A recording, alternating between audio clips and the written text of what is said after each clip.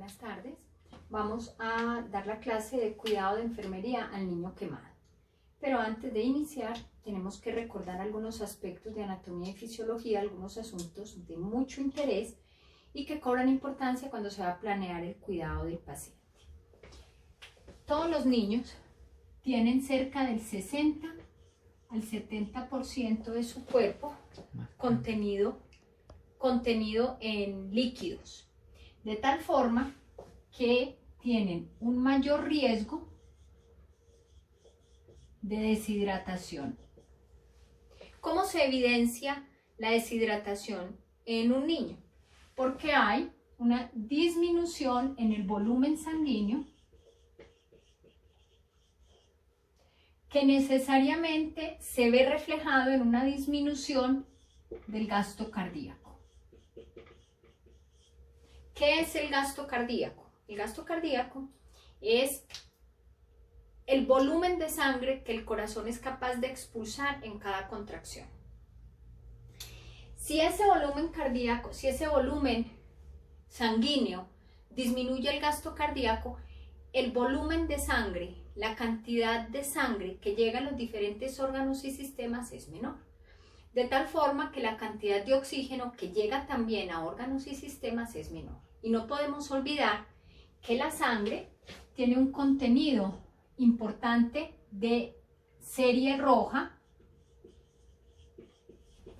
serie blanca, de electrolitos y de diferentes sustancias que de una o de otra manera participan en el metabolismo celular. Voy a retomar la serie roja, que son los glóbulos rojos, que a su vez contienen la hemoglobina, y la hemoglobina es la proteína que es capaz de adherirse a la molécula de oxígeno formando la oxihemoglobina, que es la molécula que llega directamente a las células que están ubicadas y que cumplen función importante dentro del funcionamiento y el pleonasmo de los diferentes órganos y sistemas. Si no llega suficiente oxígeno a los órganos y sistemas, se presenta en primera instancia una isquemia a expensas de la hipoxia. Si esta isquemia no se corrige, se produce infarto en los diferentes órganos y sistemas, y si no se corrige, los órganos y sistemas mueren, produciéndose una falla multiorgánica.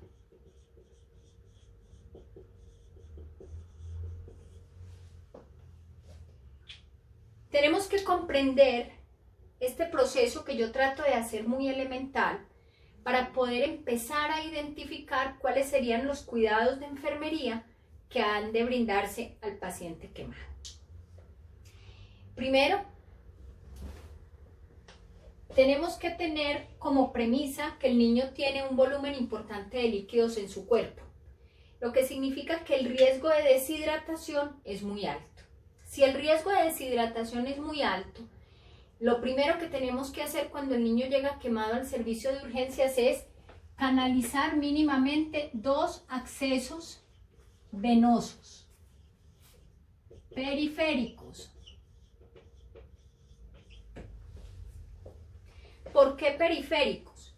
Porque si se canalizan los accesos a nivel central, estamos agotando todas las vías de acceso y corremos el riesgo de que haya mayor infección. Tenemos que vigilar ingesta y eliminación estrictamente. Recuerden que tenemos que medir todos los líquidos que ingresan, pero también todos los que son eliminados, dentro de los cuales están las pérdidas sensibles y las pérdidas insensibles que tienen que cuantificarse. Tenemos que hasta hace unos 5 o 6 años, la recomendación para medir eliminación aún más estrictamente era pasar sonda vesical. Hoy se sabe o se recomienda dentro de los protocolos que no se pase sonda vesical, porque ya con el solo hecho de pasar la sonda estamos haciendo o estamos exponiendo al niño a infecciones. Ya el niño llega con un riesgo muy grande porque la piel es el principal y más extenso órgano de nuestro cuerpo que tiene varias funciones y que al quemarse se pierden esas funciones. Una de las funciones principales de la piel es la de protección. Si se pierde la piel, el niño queda desprotegido, queda a expensas de las infecciones externas. ¿Qué sucede? Tenemos que recibir al niño e inmediatamente proveerle un aislamiento protector. Manejarlo lo más estéril posible en habitación individual.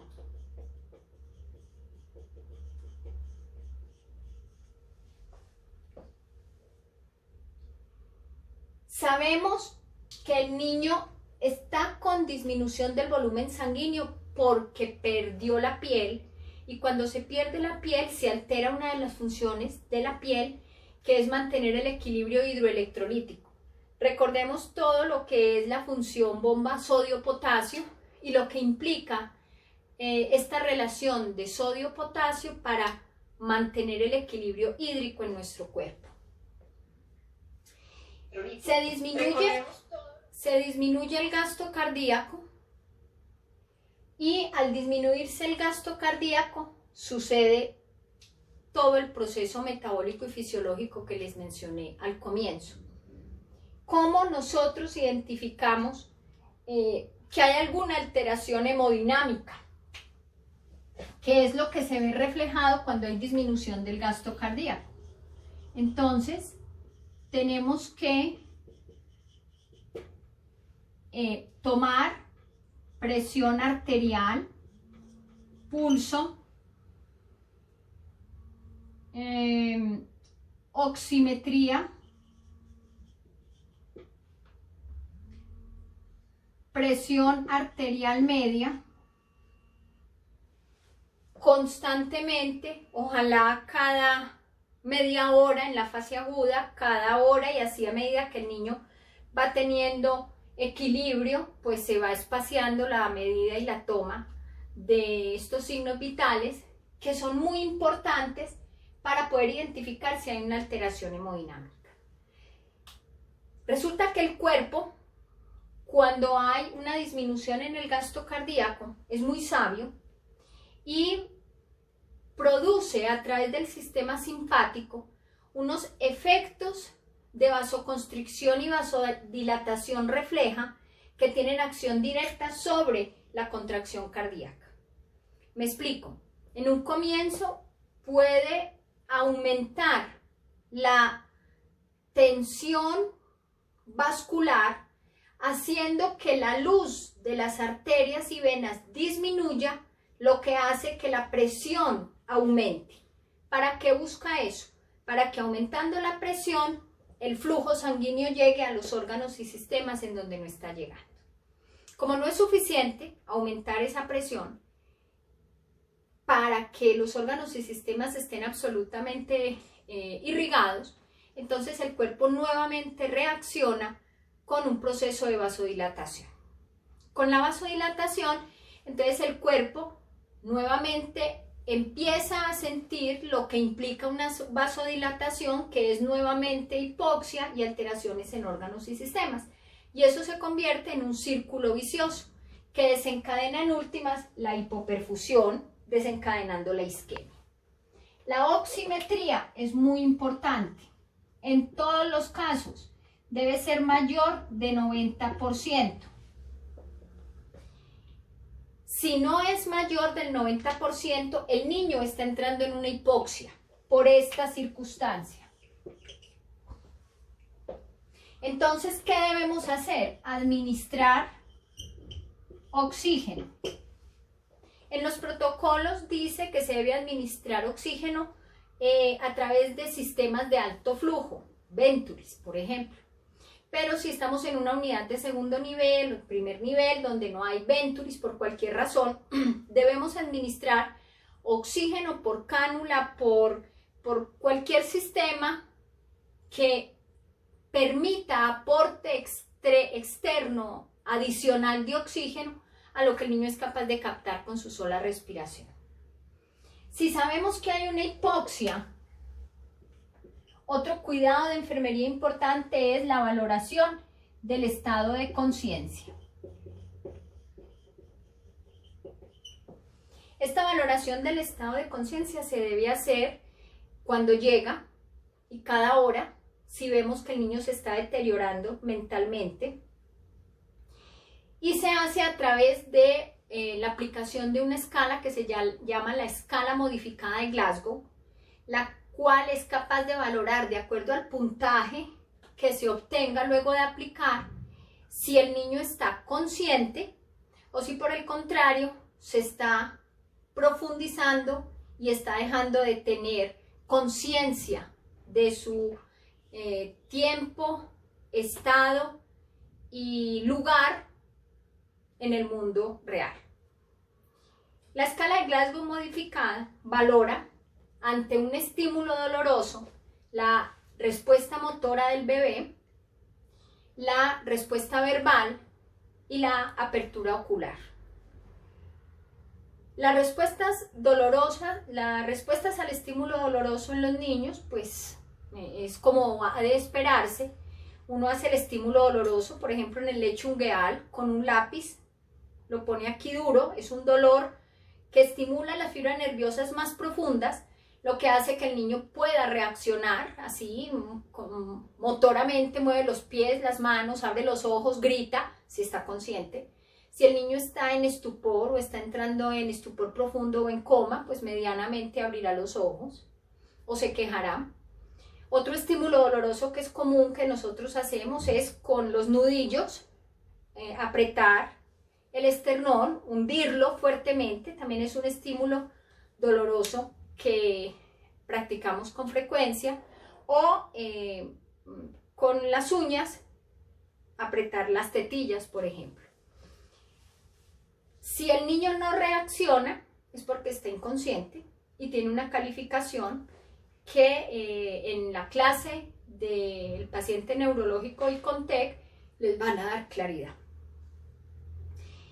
Este estado de conciencia se puede ver comprometido por la hipoxia, porque las neuronas son muy sensibles al oxígeno y son muy sensibles a la falta de azúcar y a la falta de oxígeno, obviamente. Entonces el niño empieza a tener alteraciones de su estado de conciencia. Al terminar esta clase, ustedes van a ser capaces de identificar o de clasificar las quemaduras de acuerdo a la profundidad. En quemaduras de primer, segundo grado superficial y profundo, tercer grado, de acuerdo a la severidad, que es una valoración más subjetiva de la quemadura, en donde se tiene la capacidad por parte del evaluador de decir si es una quemadura leve, moderada o severa, y de acuerdo a la extensión. De acuerdo a la extensión, ustedes van a ser capaces de calcular el porcentaje de superficie corporal quemada que tenga el niño, con base en una tabla que les voy a explicar durante el desarrollo de la clase. Las quemaduras en pediatría son muy comunes, lastimosamente. Este es un ejemplo de una quemadura de una mano. Al parecer es una quemadura en forma de guante que ya implica alguna sospecha de maltrato, porque los niños no tienen por qué quemarse en forma de guante, es decir, completo, a no ser que se le eche encima una coca con líquidos calientes, que también puede ser. Sin embargo, hay que empezar a inspeccionar, a valorar, a mirar cómo es la relación de esa madre con ese bebé, cómo son las quejas, qué está pasando al respecto de esa relación. Y nunca jamás emitir un concepto unidisciplinar. Si se tienen sospechas, se tiene que hacer un manejo interdisciplinario para poder llegar al fondo del asunto y poder identificar si en realidad es un niño maltratado. La mayoría de las quemaduras en los niños son quemaduras que se presentan en su hogar y el lugar o el espacio estructural o arquitectónico en donde generalmente se presentan las quemaduras es en la cocina. Todos los accidentes y todas las quemaduras en los niños son responsabilidad de su cuidador y por lo tanto es él el que por negligencia o por descuido favoreció el ambiente, el contexto para que se presentaran los sucesos. Los primeros auxilios en el paciente quemado, entonces tenemos que apagar las llamas. Recuerden que el oxígeno se aviva, la llama se aviva con el oxígeno, entonces lo que hay que hacer es ahogar la llama. Se tira el niño, si es en un accidente en carretera, por ejemplo, se tira al suelo, se cubre y empieza a tratar de ahogar el fuego. Inspeccionar la vía aérea, comprobar su permeabilidad, retirar joyas, anillos, retirar todas las decoraciones, los aditamentos que pueda tener esta niña o este niño, porque resulta que con la quemadura se produce una derivación de líquidos del espacio intravascular hacia el espacio extracelular, lo que hace que se produzca edema. Entonces es muy común que el niño tenga un anillo o la niña y con la quemadura el anillo quede allí atrancado y haya necesidad entonces de cortarlo porque no hay cómo sacarlo normalmente. Les acabé de mencionar del edema, que también es una de las características de los pacientes quemados y por lo tanto cobra importancia el peso con que llega el niño al servicio de urgencias, así como también el peso diario. Resulta que las quemaduras y su recuperación requieren de un aporte importante de calorías, de un gasto importante de nutrientes, calorías a expensas de la ingesta de carbohidratos, de grasas y de proteínas, que son las que en últimas aportan para la formación nuevamente de tejido muscular. La dieta en el paciente quemado, para evitar la desnutrición, se recomienda sea una dieta alta en carbohidratos, alta en proteína, también con un aporte importante de vitamina C, porque la vitamina C favorece la respuesta inmunológica, la formación de colágeno, pero hay que tener pues ciertos límites, porque si el niño está haciendo un problema renal secundario a su deshidratación, no podríamos tener un aporte importante de proteínas porque directamente pues estaríamos también influenciando negativamente la funcionalidad renal. Si el paciente tiene úlceras gástricas, úlceras de Curlin, por después o como secundarias a una quemadura o a su estancia hospitalaria, tenemos que tener mucha mesura en la administración de dietas ricas en vitamina C, pues porque la vitamina C lo que va a hacer es aumentar la acidez gástrica y favorecer toda esta sintomatología. Tenemos que lavar abundantemente con agua en caso de que sean o se presenten quemaduras químicas. Las quemaduras poco extensas deben cubrirse con paños o con compresas limpias, húmedas. Eso disminuye el ardor y el dolor, pero miren que hago énfasis en quemaduras poco extensas. Las quemaduras amplias de mayor porcentaje de superficie corporal no podrán cubrirse en su totalidad con sábanas o con ropas húmedas, porque inmediatamente se disminuye la temperatura corporal y en un niño es tan grave la hipertermia, fiebre o la fiebre como la hipotermia. Otra de las funciones que se afectan cuando la piel se pierde por una quemadura, además de la protección y del equilibrio hidroelectrolítico, es la alteración en la sensación térmica, porque las terminaciones nerviosas responsables de la temperatura, de la presión y del dolor pueden haberse perdido con la quemadura porque ha sido una quemadura que es profunda, por ejemplo. Entonces se pierde esa sensibilidad, se pierde la capacidad de sentir la temperatura y fácilmente se entra entonces en una hipotermia que es muy delicada en un bebé. Si la quemadura es por brea caliente, entonces eliminar la brea con aceite mineral, nunca manejar la quemadura con sustancias que también la comunidad ha usado históricamente, como por ejemplo el ripio de café, crema dental, aceite de cocina, achote, que lo trituran y eso lo aplican encima de la quemadura, telarañas, entre otras sustancias que lo único que hacen entonces es favorecer las infecciones en un espacio en donde se ha perdido la piel y está a expensas de cualquier infección.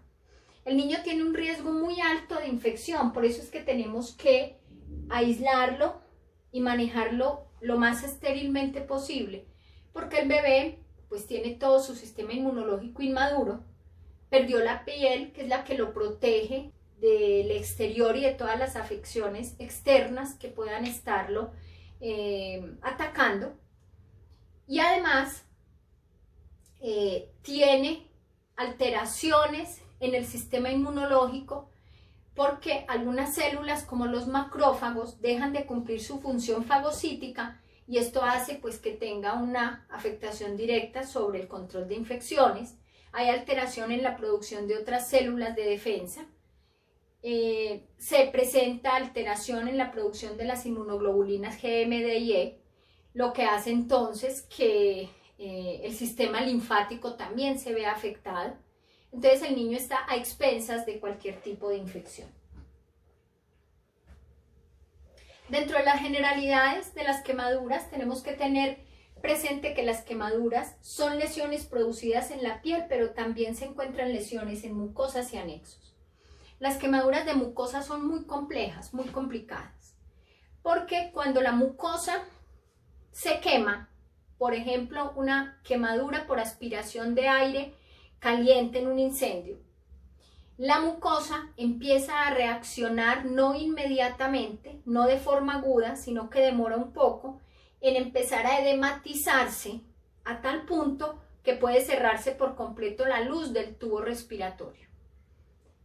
Cuando son quemaduras del tubo gástrico, de igual manera, el edema posterior al contacto con esta sustancia que generó la quemadura produce una inflamación severa, pero cuando empieza a cicatrizar también se presenta un engrosamiento de esta mucosa, lo que hace que en todos los casos el diámetro y la luz del tubo gástrico o la luz del tubo respiratorio, si fue que se quemó, disminuya de diámetro y se presenten consecuencias no deseables tanto en el tubo gástrico como en el tubo respiratorio para estos pacientes. Las quemaduras pueden ser por sustancias o por agentes físicos, químicos e incluso biológicos. Por ejemplo, en los países en donde hay temperaturas extremas, pues va a haber quemadura por frío, por ejemplo.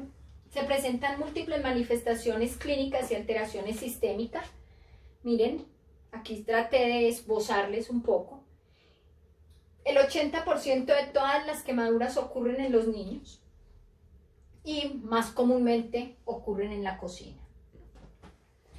Dentro de los agentes agresivos más comunes están las llamas, los líquidos calientes, la pólvora, los explosivos, y se ha encontrado una relación directamente proporcional entre la edad y cada uno de ellos. Por ejemplo, entre 1 y 4 años las quemaduras más comunes son producidas por líquidos calientes y llamas. Los niños están en el momento, entre el 1 y los 4 años, en la época de exploración. Entonces es cuando tienden a echarse las ollas con los líquidos calientes encima. Bueno, de 5 a 13 años con pólvora.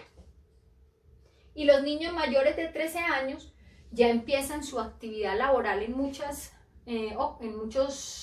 regiones. Y entonces las quemaduras más frecuentes en estos niños más grandes son con petróleo, son con sustancias inflamantes que se usan para trabajar y que ellos manejan cotidianamente. Es muy importante reconocer entonces que el maltrato existe lastimosamente, que la quemadura es una estrategia de maltrato que se ha venido presentando en la población infantil y que requiere pues de una valoración y de una experiencia muy aguda para poder definirse como tal. En todos los casos, como se los dije también antes, requiere de un trabajo interdisciplinario, pero existen algunos asuntos que nos hacen pensar, nos hacen suponer, nos hacen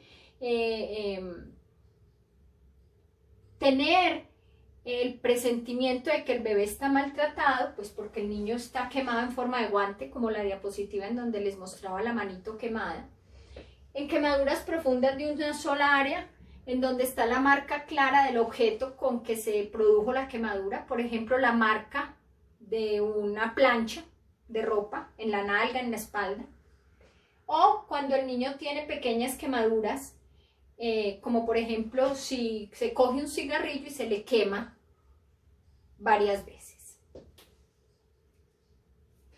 La piel entonces fisiológicamente es una cubierta que es autorregenerativa, por lo tanto no hay ningún bronceado que dure. La piel se regenera con el tiempo. Si la quemadura es más superficial, se regenera más rápidamente. Si es más profunda, demora mucho más para recuperarse, para regenerarse. Vamos a ver las capas de la piel, de la más superficial a la más profunda. Vamos a comenzar con la capa epidérmica, que está compuesta a su vez por varios estratos, que no posee vasos sanguíneos y que se nutre de la dermis. ¿Por qué es importante saber que no tiene vasos sanguíneos? Porque en este caso no tienen por qué haber ampollas o flictemas llenas de sangre, no tienen por qué haber petequias. Lo que se observa allí es una quemadura normal de sol, que todos la hemos tenido y que tiene escamación aproximadamente en una semana. Cuando hay una quemadura que involucra la capa dérmica, ya se encuentran afectados fibras de colágeno, algunos nervios, por eso era que yo les hablaba que existen sensaciones como la de dolor, la depresión y de la temperatura que pueden llegar a afectarse. Hay compromiso de vasos sanguíneos, entonces pueden haber ya petequias, flictemas llenitas de sangre. Y hay afectación o daño de los vasos o del sistema linfático, lo que afecta entonces aún más el sistema inmunológico y el bebé queda más a expensas de las infecciones. Continuamos profundizándonos y si la quemadura involucra la capa hipodérmica, entonces ya está involucrando no solamente los vasos sanguíneos, los nervios y las células reticuloendoteliales, sino que esta quemadura, que es más profunda, requiere de un proceso metabólico más intenso para poderse recuperar. Entonces es factible que los niños con quemaduras profundas tengan algún grado de desnutrición en su proceso de recuperación. Por eso también es cuidado de enfermería y menester obligado velar por su dieta o remitir al profesional de nutrición para que sea quien le maneje todo su proceso nutricional mientras está hospitalizado.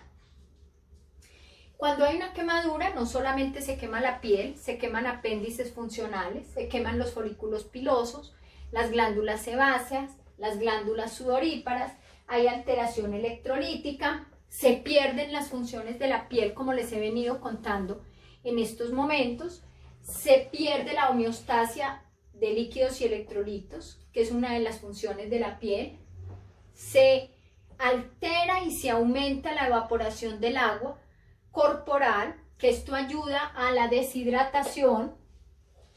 Recuerden entonces que hay un proceso durante la quemadura y es el paso del líquido intravascular hacia el espacio extracelular y además se perdió la piel, entonces esta agua se evapora. Hay quemaduras que tienen mucho drenaje de líquido, se pierde mucho líquido por estas quemaduras. Ejemplo de ellas son las quemaduras de moto, que generalmente es en esta zona de los miembros inferiores, y son quemaduras que drenan muchísimo, no porque sean de la moto, sino porque son quemaduras que involucran pérdida de la piel y capas profundas de la misma. Se pierde la barrera entre el mundo externo y el mundo interno, se pierde el equilibrio de la temperatura cuando se pierde la piel.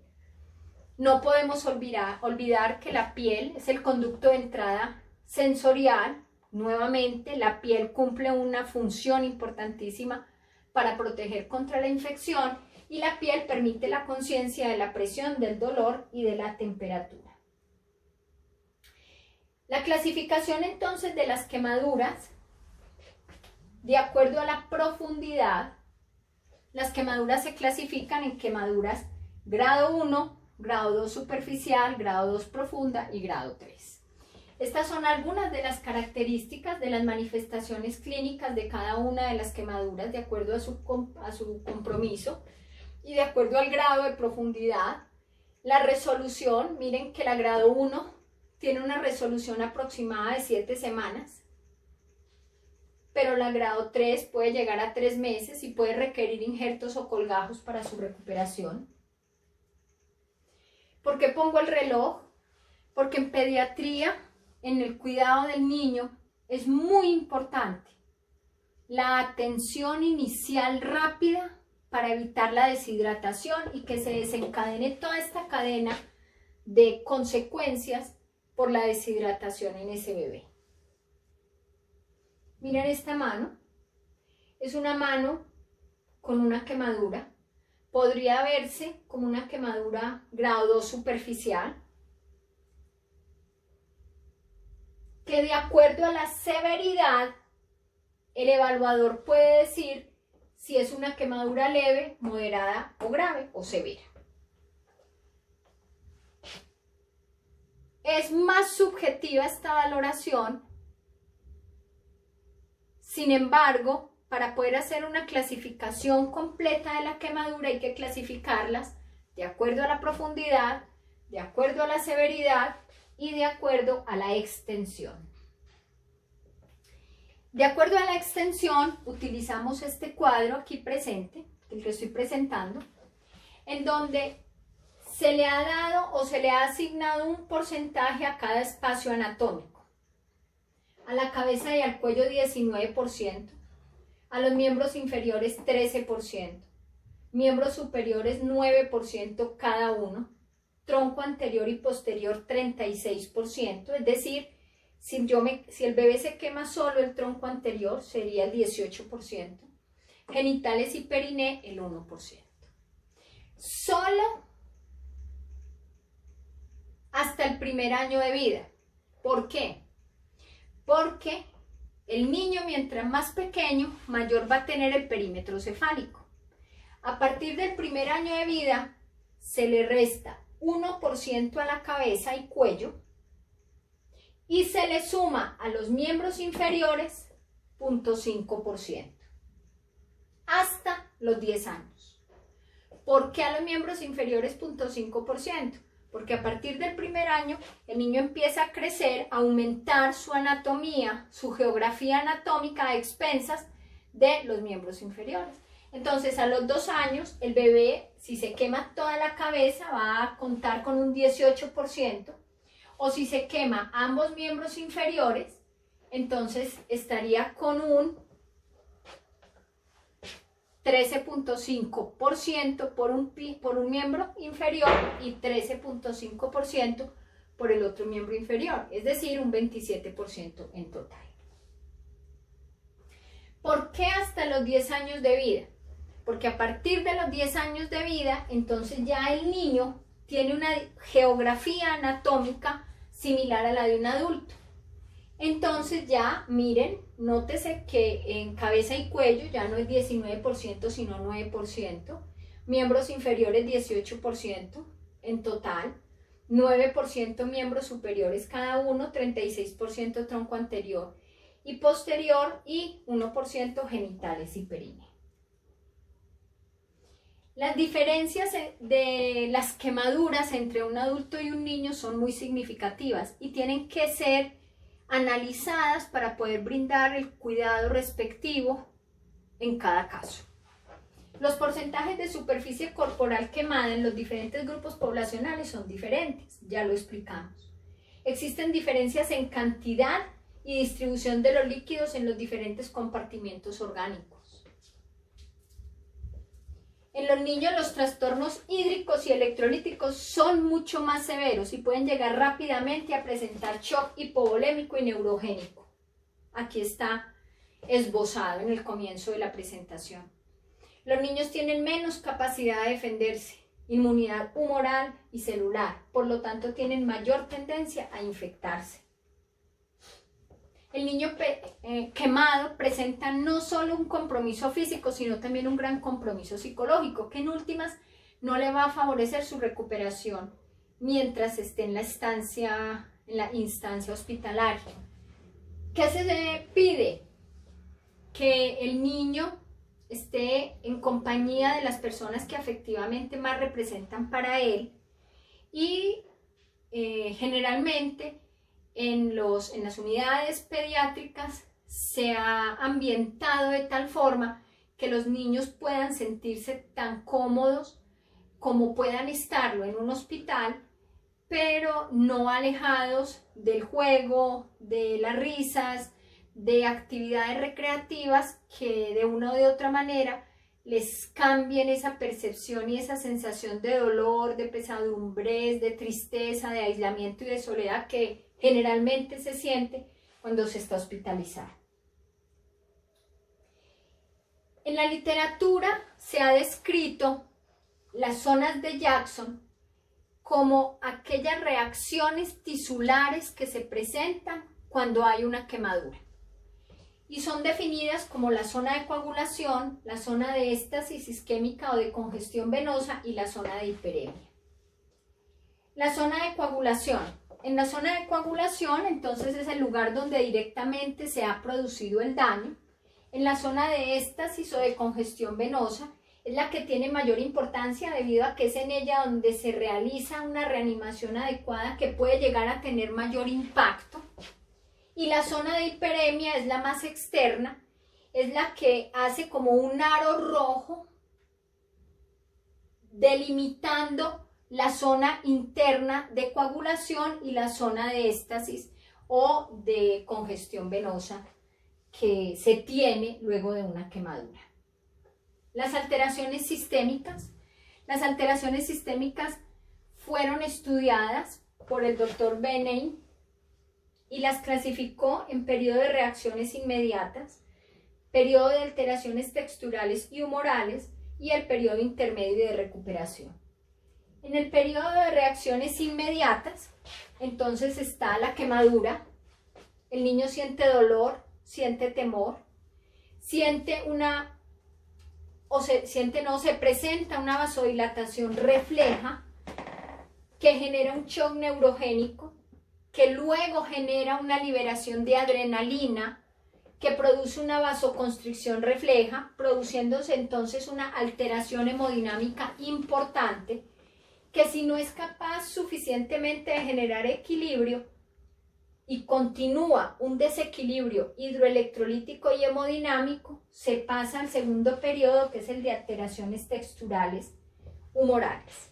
En este segundo periodo se produce lesión celular local, lesión celular general, sale potasio al intersticio, que lo dijimos más adelante en la charla, entra sodio y agua a la célula, se producen entonces proteasas que son capaces de transformar las proteínas en aminoácidos, se produce tromboplastina que lo que hace es lisis de los glóbulos rojos, y si pensamos que además hay disminución del gasto cardíaco por hipovolemia y disminución de glóbulos rojos que son los que se adhieren al oxígeno, y a eso le sumamos la lisis de los glóbulos rojos, entonces esta hipoxemia es inminente. Se disminuye la vida media de los glóbulos rojos, se produce una liberación de histamina, hay aumento de la permeabilidad de la membrana celular, es decir, sale plasma, hay edema intersticial, disminuye la presión oncótica, se produce un shock hipovolémico, se produce una hipoxia y se produce daño en los principales órganos y sistemas. El periodo intermedio y el periodo de recuperación, entonces, es aquel que se refiere directamente a la rehabilitación del paciente. Hay rehabilitación primaria, secundaria y terciaria. La rehabilitación primaria es la que se produce desde el primer instante en que llega el paciente al servicio de urgencias. Estamos rehabilitando el tejido, estamos rehabilitando su sistema hemodinámico, estamos rehabilitando sus órganos cuando le brindamos cuidado. La rehabilitación secundaria es la que se refiere a la recuperación de la movilidad casi siempre cuando el niño ha tenido quemaduras y está en su estancia hospitalaria. Hay que hacer ejercicios activos y pasivos a este bebé para recuperar los arcos de movimiento. Supongamos una quemadura en la axila. Al bebé hay que hacerle ejercicios activos y ejercicios pasivos para que recupere este arco de movimiento, porque si no el bebé nunca hará este ejercicio por cuenta propia, porque al hacerlo se rompen las fibras musculares y de colágeno y hace que el bebé sienta dolor y evite entonces hacer ese movimiento. Las alteraciones de los diferentes órganos y sistemas están resumidas de la siguiente manera. Por ejemplo, en el riñón, si hay hipovolemia, no llega suficiente cantidad de volumen sanguíneo, de líquido, se produce una disminución en la filtración glomerular, se produce una oliguria, se disminuye el flujo sanguíneo renal y se produce a largo plazo una insuficiencia renal aguda. En el sistema hemodinámico, ya lo hemos dicho en varios momentos, se aumenta la permeabilidad vascular y sistémica, entonces sale líquido al intersticio, se produce derivación de líquidos y también de electrolitos como sodio, cloro y proteínas, se produce un shock hipovolémico, se disminuye el volumen plasmático, se disminuye el gasto cardíaco, como se los intenté expresar aquí, se produce vasoconstricción, vasodilatación, luego vasoconstricción, vasodilatación, y eso lo que genera es una alteración hemodinámica que no va a favorecer la recuperación del bebé. Alteraciones hidroelectrolíticas, pérdida de sodio, retención de potasio, alteración de la bomba sodio-potasio, alteración de la fagocitosis, disminución de la secreción de las inmunoglobulinas, disfunción de los linfocitos T, aumento del catabolismo, pérdida de sustrato de proteínas, glucogénesis elevada, lo que implica entonces un manejo de dieta y de nutrición importante y muy detallado para que el bebé no se vaya a desnutrir. En el sistema gástrico puede haber isquemia de la mucosa gástrica, presentándose entonces úlceras de Curling que también sangran, alteración en la circulación del tubo digestivo llegando a tener hilo paralítico. Cuando el paciente presenta úlceras de Curling, generalmente se le administran medicamentos que disminuyen la producción de hidrogeniones. ¿Esto para qué? Para lograr disminuir el pH ácido que favorece aún más la exacerbación de las úlceras de Curling.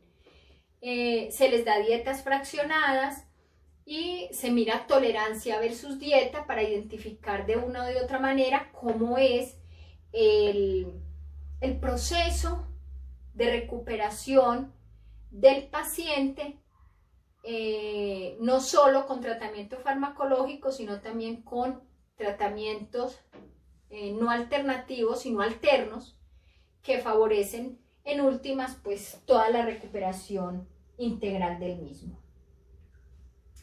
En las alteraciones hematológicas, entonces dijimos que hay hemólisis, se producen anemias microcíticas hipocrómicas, es decir, glóbulos rojos en poca cantidad, hay anemia, pequeñitos y con poca concentración de hemoglobina. Y recuerden que la hemoglobina es la que se une a la molécula de oxígeno para formar la oxihemoglobina.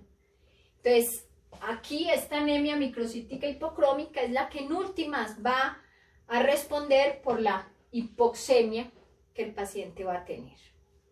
Hay hemoconcentración a expensas de células inflamatorias, leucocitosis, la hipoxemia como consecuencia de la disminución de la circulación por la alteración hemodinámica, es en últimas la consecuencia más grave de toda la alteración hematológica. La evaluación cardiorrespiratoria, como ya les dije, hay que suministrar oxígeno, sí o sí. En los protocolos generales aparece el suministrar oxígeno por cámara al 40%. La analgesia es importantísima porque recuerden que la sensación del dolor puede estar exacerbada o puede estar absolutamente disminuida. Se recomienda administrar meperidina y morfina, pero ojo, la meperidina es el mismo demerol, tanto la meperidina como la morfina son derivados del opio, opiáceos, y tienen efecto directo en el centro respiratorio neurológico. Entonces, si llega un paciente con hipoxia, con alteraciones en el estado de conciencia y se le administra estos medicamentos, tenemos que vigilar muy de cerca la frecuencia respiratoria y sus características. Desvestir completamente el paciente, pesarlo, calcular el peso, si el estado de salud así lo permite. Colocar el paciente sobre sábanas estériles, ya ustedes lo saben porque les he explicado por qué tiene que manejarse estérilmente. Calcular el porcentaje de superficie corporal quemada con base en la tabla que les mostré.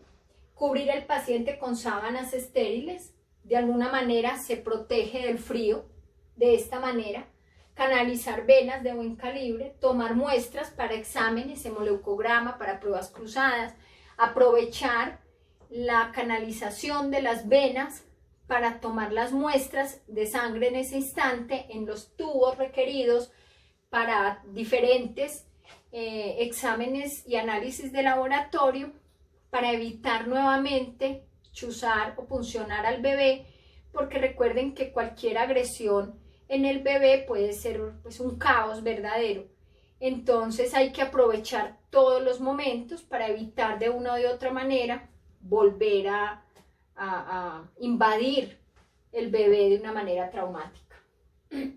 Sonda vesical, miren que está interrogado porque ya no es una recomendación general el pasar sonda vesical por el riesgo de infección. Colocar sonda gástrica si el bebé está inconsciente para vaciar el estómago, administrar antiácido, se pasa esa sonda nasogástrica para evitar el riesgo, disminuir el riesgo de broncoaspiración en un paciente inconsciente.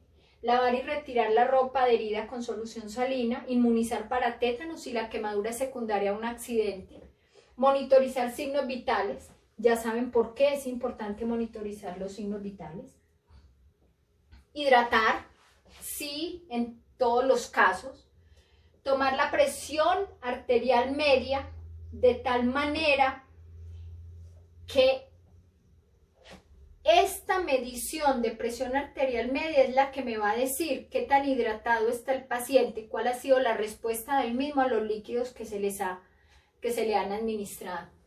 Se le administra al paciente quemado líquidos que garanticen la expansión plasmática, es decir, líquidos isotónicos, los más parecidos a los líquidos celulares. ¿Cuáles son? Sodio y agua. Tenemos que tener presente que las soluciones hipertónicas no se usan, pues pueden llegar a tener complicaciones los niños a los que se les administran las soluciones hipertónicas como edema cerebral, coma y en el peor de los casos la muerte. Se toman niveles de CPK, pues resulta que el CPK está directamente relacionado con el daño tisular y además puede ser un indicador para identificar cuál es la cantidad de líquidos que se deben administrar al paciente.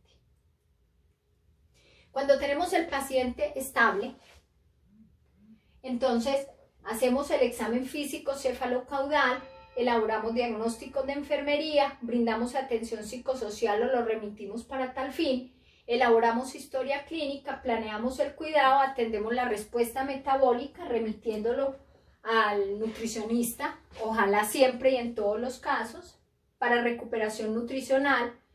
Se evita el enfriamiento, asepsia rigurosa, ejercicios activos y pasivos como parte de la rehabilitación, prevenir complicaciones y secuelas, curaciones según las características de la quemadura y los protocolos de la institución, los cambios de posición y el control de ingesta y eliminación. Las curaciones responden a la necesidad que se tiene de mantener la quemadura limpia y evitar las infecciones. Existen protocolos en cada institución. Comúnmente hay protocolo abierto y protocolo cerrado. El protocolo abierto es cuando el profesional de enfermería en todos los casos es quien realiza la curación. No, es un procedimiento no delegable. Y la curación con protocolo cerrado es la que se realiza bajo sedación, en cirugía, y la realiza generalmente el cirujano plástico, quien hace la limpieza 2 o 3 veces del área quemada a la semana. Esa quemadura nosotros como enfermeros profesionales no podemos tocarla si está con protocolo cerrado, porque la mayoría de las veces el cirujano plástico se vio en la necesidad de utilizar injertos y estos injertos pues deben mantenerse cubiertos y solo el acceso a ellos los tiene el médico, el cirujano plástico. Existe un método triconjugado para hacer las curaciones en donde se aplica mercurocromo, ácido tánico, nitrato de plata, pero el problema allí es que puede llegar a ser tóxico. Aún así, es común este método triconjugado para aplicar estas sustancias en las quemaduras. En el método abierto se limpia para retirar la piel desprendida, se hace lavado por irrigación. Se aplica sulfadiazina de plata al 1% cuando haya necesidad de desbridar. Y en el método cerrado, además, se pueden aplicar apósitos especiales como el Aquacef, que contienen nitrato de plata. Hay otros apósitos que tienen o son derivados de algas, por ejemplo. Se les pone a la quemadura, se les aplica y se deja por unos días hasta que se llenan de líquido que secreta la misma quemadura, y es en ese momento en que se retira, se limpia y vuelve y se pone otro hasta que se logra que la piel nuevamente crezca en ese espacio anatómico. Cuando hay quemaduras sucias, se recomienda usar creolina o ácido hipocloroso, incluso veterina y clorexidina. El furacil es la nitrofurazona, es muy común su uso. Y se usa luego de sulfadiazina y cuando no hay infección. Cuando no hay infección se usa el furacil. Muchas curaciones, de acuerdo a su profundidad de extensión, nuevamente repito, son manejadas por el cirujano plástico. Las quemaduras eléctricas. Las quemaduras eléctricas también son comunes. Recordemos que la electricidad es un vector que tiene punto de entrada, punto de salida. Tiene una relación directa la morbilidad y mortalidad por consecuencias cardíacas cuando el paciente ha sido quemado por electricidad, porque recordemos que tanto el corazón como el cerebro funcionan eléctricamente. Entonces, supongamos el paciente se quemó, el vector entró por este lado, acá hay un punto de ingreso, aquí hay un punto de salida, se traza una línea imaginaria desde el punto de ingreso hasta el punto de salida y se identifica cuál es el órgano que ha atravesado. En este caso atravesó el corazón. Si tuviese varios puntos de salida, sería muchísimo más complejo el manejo, porque probablemente no solamente involucraría el corazón, sino los otros órganos por donde pasó el siguiente vector. Casi todos los pacientes, o mejor, todos los pacientes que sufren quemadura eléctrica deben ser manejados en unidades de cuidados cardíacos coronarios por el riesgo de la alteración en la contracción cardíaca por alteración de los vectores que son los que actúan directamente sobre la contractibilidad del miocardio. Todos los pacientes deben tener un monitoreo cardíaco muy estricto en la fase aguda, de tal manera que se descarten complicaciones a futuro relacionadas con la alteración de los vectores cardíacos luego de la quemadura eléctrica. Muchas gracias. Ya.